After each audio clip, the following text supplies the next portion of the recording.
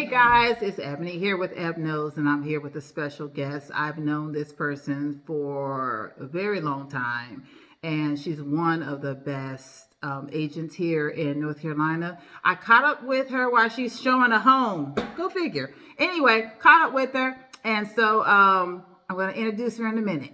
Hold on. All right. Hey guys, like I said, I've known this person for a long time, and it just so happens she's just not a wonderful person, but her name also is Eboni. Yay! That's wonderful. So Eboni Pack is a realtor here, there, and everywhere, and she is located. So Eboni is here, and she is a realtor, a local, but her local is different from mine. Her local is several counties. Yes. What are some of the counties that you work with? I work most often in Wake and Harnett counties, but I also do service Durham County, and that's really about it. Yes, and I'll work the county. I'll go where the money is sometimes, you know. And what Ab is going to explain, because I've explained it as an agent, but I want you to hear from another agent. What are some of the first steps that you need to make when you wake up in the morning or something? You say you want to buy a home, or you've been dreaming about it for years. What is something that you need to do for this market that we're currently in 2023? What are just some of the first things that you need to do? You have to earn a really good living. You're not lying. You have to be able to qualify as far as your W-2s or what you earn on an annual basis, in order to be competitive in this market and find something, decent. That's right. And if you're a business owner, you need your 2 years of tax returns? Yeah. I feel like you need that. And a great lender will definitely get you all the right documents that you need. So they'll provide you with a checklist. If you need recommendations to a great lender, that's where agents come in. But typically, yes, it's going to be your W-2s or whatever you have to 99s that captures your annual income.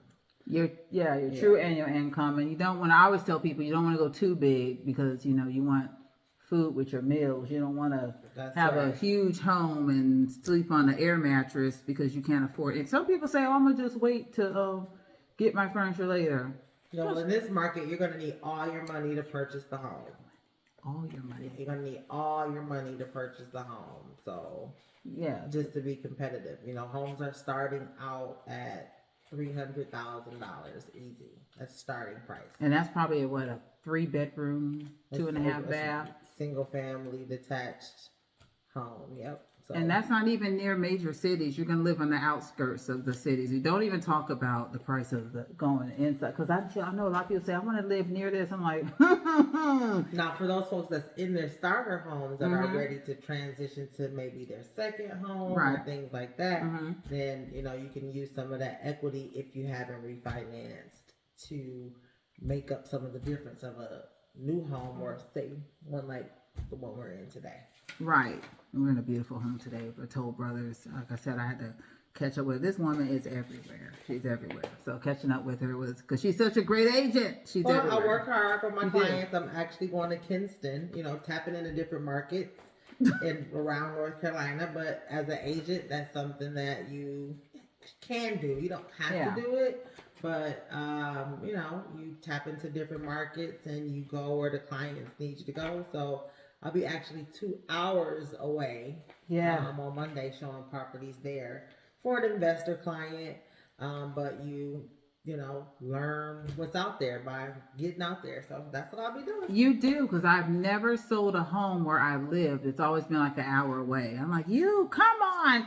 You know I'm an agent, but I don't know why that is. Yeah, so my client, she's a past client that I've done transactions with before. She just happens to live in Kinston. Okay. So we've done transactions in Raleigh, in Durham, and we've done some in Chapel Hill. Right. But now she's, opening or expanding her portfolio to include that area. So. And then she's going to show me that area, and I'll show her the real estate around. But you're such a good agent. See, this is why I talk about good agents. If you're good agent, people will talk about you. If you're a great agent, they'll refer you. If you're an amazing agent, they'll stay with you forever. And they'll tell all their friends about you. That's right. So it's like lifetime. Exactly. So like she said, she's a go-to person for this investor who she has. It's like, look, you've helped me out before. I want to stay with you. I want to stick with you. Yeah, just as far as, reading the comms, interpreting the data, access to the homes. Yeah. A professional eye to what to look for.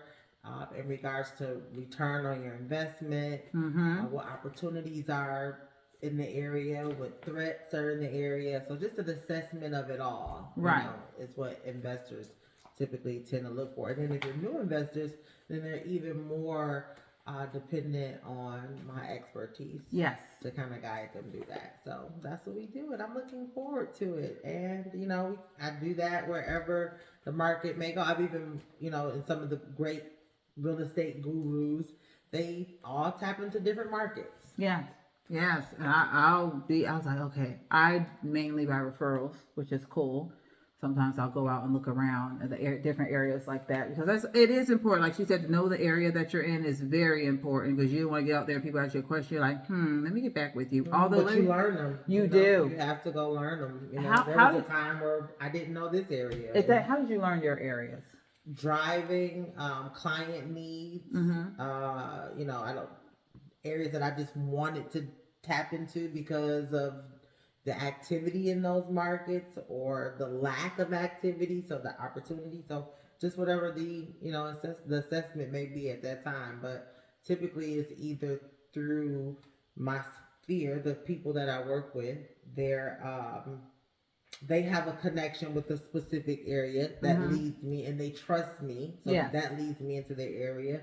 Or there's some information out there in the real estate world amongst the industry professionals that where the trends and the shifts and the movements are going to go. So that is the professional answer. Mine is I got lost.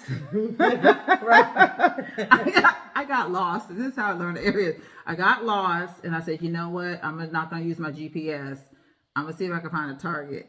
I said, I can find a Target. I can find food. So then I learned. So that's how I learned different survival areas. Mode. So right? I went straight into survival mode, and I like the way you did yours, because I did waste a lot of gas.